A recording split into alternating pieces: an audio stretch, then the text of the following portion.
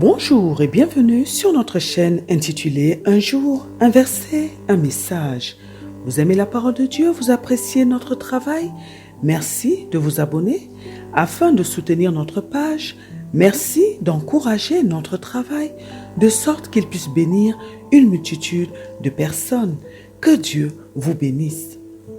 Notre passage de ce jour est tiré du livre d'Éphésiens, chapitre 5, verset 33. La Bible nous dit du reste que chacun de vous aime sa femme comme lui-même et que la femme respecte son mari. Dans le passage d'aujourd'hui, notre Dieu s'adresse à l'homme marié ainsi qu'à la femme mariée. Le Seigneur demande à l'homme d'aimer sa femme comme lui-même et il demande à la femme de respecter son mari. Notre Dieu demande à son Fils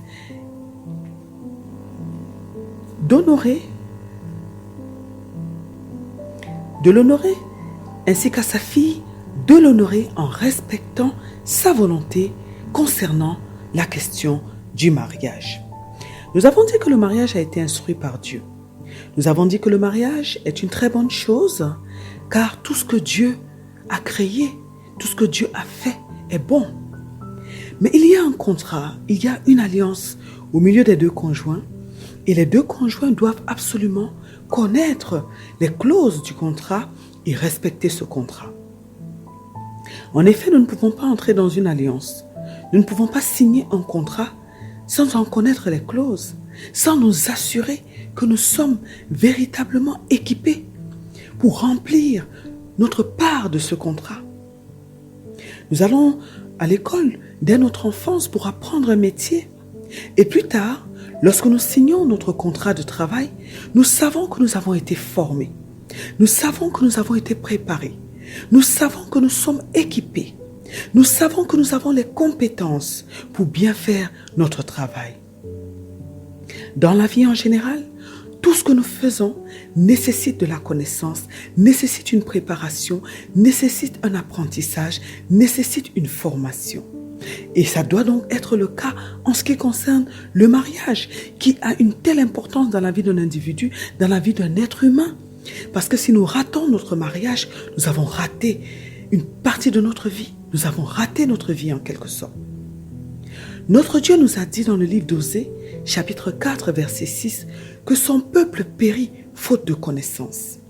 Nous remarquons que beaucoup de mariages aujourd'hui sont en train de se terminer par des divorces, par des séparations ou des conjoints qui vivent ensemble mais dans l'hypocrisie. Nous remarquons que le mariage est en train d'être dénaturé par les êtres humains. On voit aujourd'hui des hommes qui se mettent ensemble pour former des foyers, des femmes qui se mettent ensemble pour former des foyers. Pourquoi tout cela?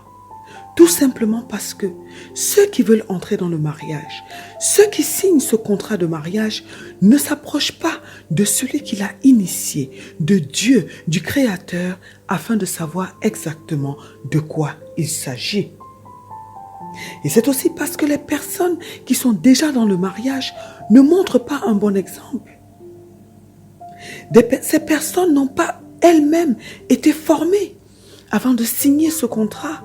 C'est pourquoi elles se trouvent aujourd'hui dans une situation d'échec. Et nous entendons malheureusement aujourd'hui plusieurs personnes, plusieurs jeunes dire qu'ils ne se marieront pas. Nous voyons des enfants de Dieu aujourd'hui se tourner vers d'autres pratiques qui déshonorent le Seigneur. Notre Dieu veut que le mariage dure pour la vie. Et le mariage est un moyen pour Dieu, nous l'avions dit, d'accomplir ses desseins sur la terre, d'étendre son royaume sur la terre.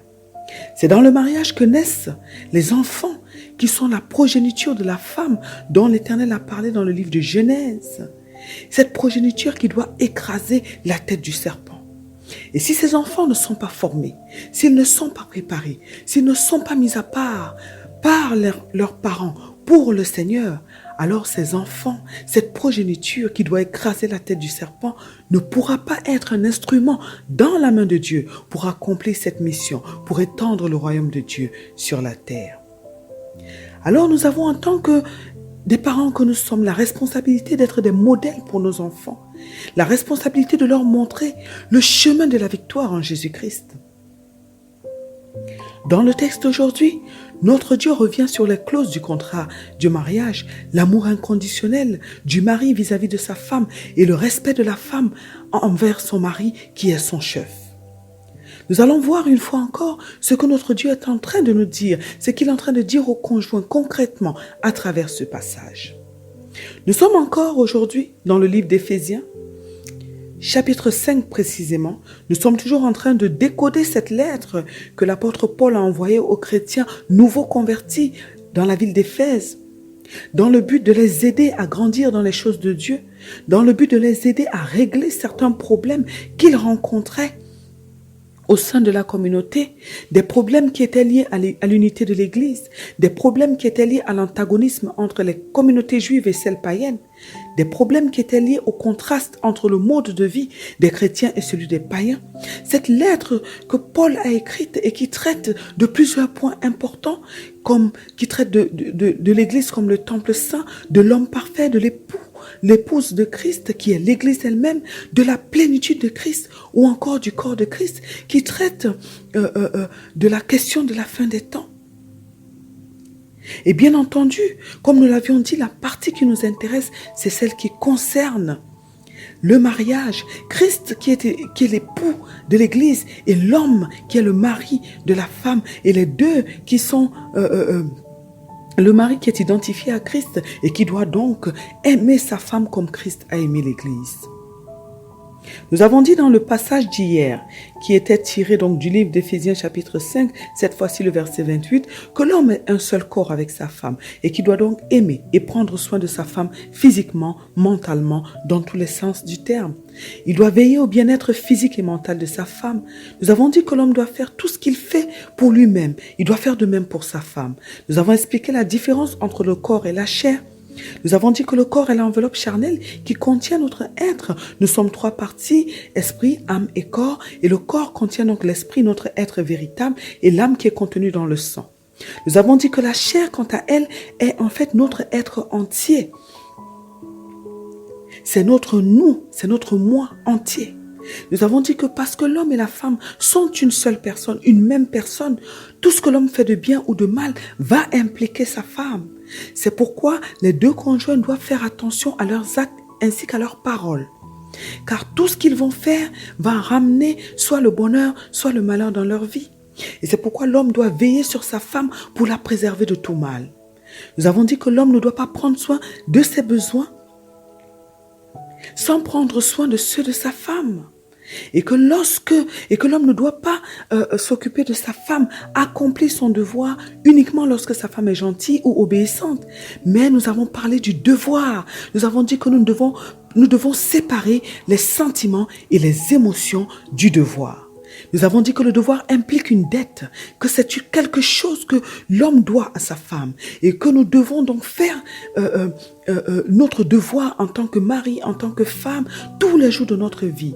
Et c'est pourquoi les conjoints doivent être des personnes matures, des personnes qui savent dans quoi elles se sont engagées et des personnes qui ont pris la décision de faire leur devoir jusqu'au bout.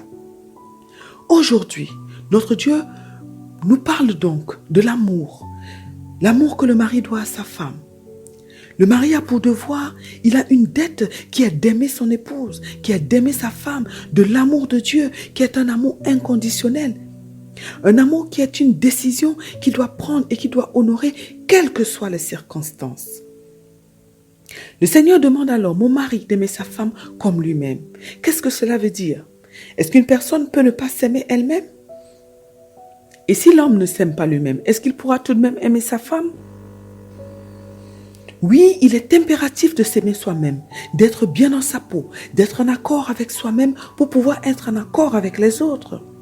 Une personne peut ne pas s'aimer, c'est-à-dire ne pas apprécier tout ce que Dieu a fait d'elle. Elle peut ne pas savoir qui elle est dans son premier temps et ne pas apprécier ce que Dieu lui a donné. Certaines personnes, par exemple, nous le voyons dans la société, ne s'aiment pas, c'est-à-dire n'aiment pas leur forme, la forme de leur corps, n'aiment pas leur nez, n'aiment pas leurs yeux, n'aiment pas leur personnalité. Et ces personnes sont déséquilibrées, ces personnes ne sont pas du tout heureuses, elles ne sont pas épanouies, elles ne savent pas qui elles sont. Car la Bible nous dit que nous sommes des créatures merveilleuses. Tout ce que Dieu a créé est beau, est bon. Et il y a certaines personnes qui, à cause de ce manque de connaissance d'elles-mêmes, ne s'apprécient pas, ne s'aiment donc pas, n'aiment pas ce que Dieu a fait d'elles, n'aiment pas ce que Dieu leur a donné. Et pour qu'une personne puisse donc être épanouie, cette personne doit accepter tout ce que Dieu lui a donné tel quel. Nous avons vu des personnes qui sont handicapées et qui s'acceptent et qui deviennent des personnes avec un mental de fer, des personnes qui accomplissent des grandes choses dans la société. Il est donc très important d'accepter tout ce que Dieu a fait de nous accepter et de travailler sur nous-mêmes afin d'améliorer tout cela. Le mari doit donc être bien avec lui-même. Il doit aimer tout ce qu'il est. Il doit aimer tout ce que Dieu lui a donné, tout ce que Dieu a fait de lui. Nous avons expliqué que ce que Dieu demande au mari ne peut pas être fait par un homme ordinaire. Car ce que Dieu demande s'adresse aux fils de Dieu, s'adresse à des Christ, c'est-à-dire des oints, des personnes qui ont été préparées par le Saint-Esprit, des personnes qui ont été ointes par le Saint-Esprit, des personnes qui sont capables de faire des choses extraordinaires. Des fils de Dieu qui ont décidé de quitter l'état d'enfant pour devenir des personnes matures qui savent qui elles sont et où elles vont dans la vie. Des personnes qui savent et qui sont conduites par le Saint-Esprit de Dieu. Les fils sont des personnes qui savent ce que Dieu leur a donné comme cœur, comme don, comme personnalité, comme connaissance. Et surtout, ce sont des personnes expérimentées et qui ont expérimenté l'amour de Dieu. Ce sont des personnes qui ne sont plus dirigées par leurs émotions ni par leurs sentiments, mais des personnes qui sont dirigées par le Saint-Esprit et qui dominent sur la chair, qui dominent sur leur âme. Aussi, ce sont des hommes qui reçoivent la capacité d'aimer leur femme de Dieu. Elles reçoivent cette capacité de Dieu. Le Saint-Esprit leur apprend, leur donne des directives et les aide ainsi à accomplir leurs devoirs au quotidien. Et ce sont des hommes qui passent du temps au pied du Seigneur pour se renforcer et pour recevoir des instructions de Dieu afin de bien faire les choses dans leur vie. Oui, il faut en effet être en paix avec Dieu, être en paix avec soi-même pour pouvoir apporter la paix aux autres. Et nous avons vu que le bonheur, c'est avoir la paix.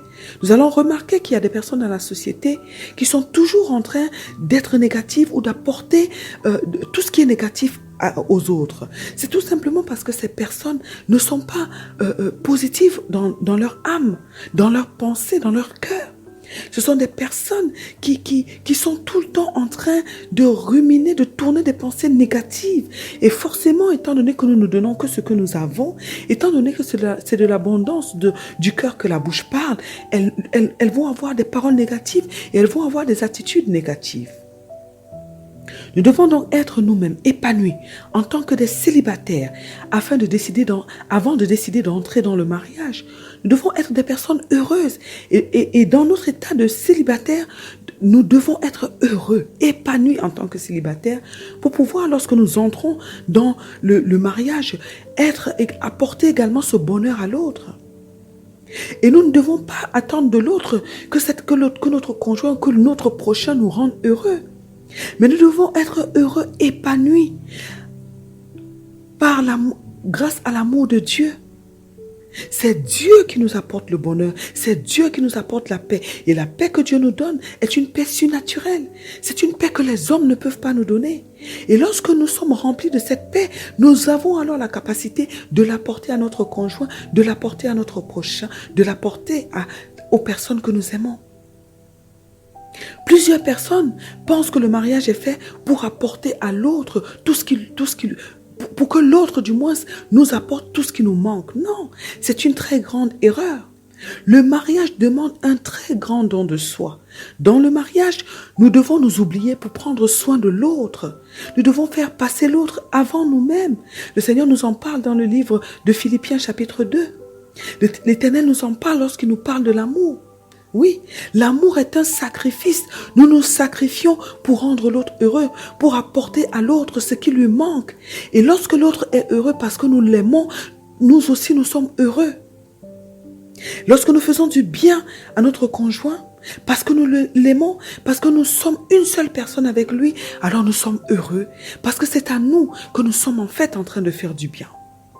Le mari doit donc intégrer ces choses et faire du bien à sa femme tous les jours de sa vie. Car l'amour prend soin de l'autre. L'amour couvre les fautes de l'autre. L'amour élève l'autre et l'amène à ressortir le meilleur de lui-même. L'amour est fort et résistant et l'amour rend l'autre heureux, épanoui, fort et résistant. Alors mes bien-aimés frères dans le Seigneur Jésus-Christ, croyez que c'est possible et travaillez avec le Saint-Esprit de Dieu pour y arriver. Et vous ferez de vos femmes des femmes de valeur, des femmes de qualité, des femmes solides en Christ. Dieu n'a pas dit que c'est facile, mais rien n'est facile dans la vie.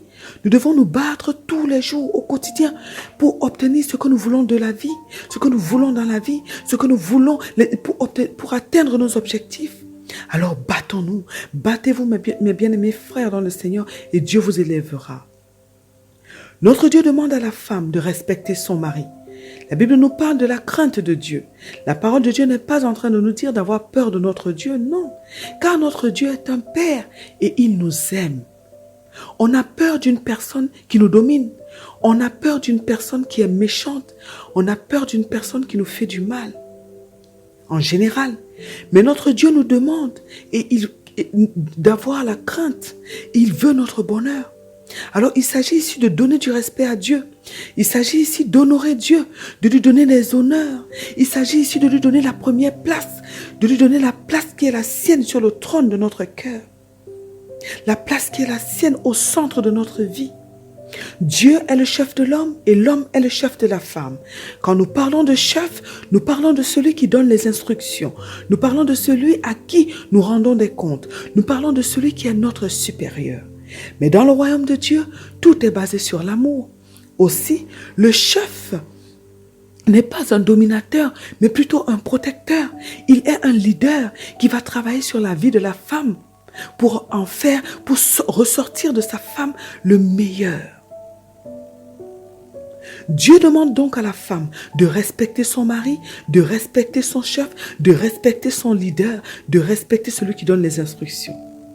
Celui qui veut, du moins ce qui veut dire concrètement qu'elle doit lui donner sa place de dirigeant, sa place d'autorité au sein du foyer, qu'elle doit le laisser avoir le dernier mot. Elle ne doit pas chercher à prendre la place de son mari. Elle ne doit pas chercher à jouer le rôle de son mari au sein du foyer. Un homme n'a pas un grand besoin d'être aimé, mais il a un grand besoin d'être respecté, d'être traité comme le roi qu'il est au sein de son foyer. Le roi qu'il est sur la terre, car l'homme est le représentant de Dieu sur la terre. Il est fait à l'image et à la ressemblance de Dieu. L'homme est un Dieu sur la terre et il doit donc être traité comme tel dans sa maison. Et si une femme traite son mari comme un roi, comme le roi qu'il est dans sa maison, si elle lui donne une place spéciale dans le foyer, c'est-à-dire que l'homme doit avoir son trône chez lui, un endroit à lui où il va s'asseoir, un endroit qui sera respecté par tous les membres du foyer. Il doit avoir sa vaisselle, ses couverts, il doit avoir des choses à lui qui font de lui une personne exceptionnelle. C'est très important. Et lorsque l'homme a un traitement de roi chez lui, c'est un homme qui est honoré. Il se sentira honoré. Il sera amené à faire l'impossible pour sa femme. Oui, pour cette femme qui le traite de cette manière. Il fera de cette femme la reine de son royaume. Et il va traiter cette femme, il va lui donner une très grande valeur. Et Dieu lui-même va élever cette femme. Oui, il va élever cette femme dans le cœur de son mari et dans la vie en général.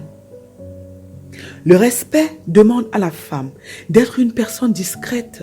Elle doit respecter l'intimité de son foyer. Elle doit préserver sa vie de foyer, son mari. Elle ne doit pas parler de ce qui se passe dans sa maison, dans son foyer, à qui que ce soit.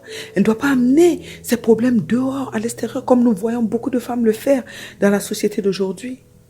Dans la vie chrétienne, nous avons des pères, nous avons des mères dans la foi, mais la première personne vers qui nous devons nous tourner en cas de problème avec notre époux au sein de notre foyer, c'est simplement notre Dieu.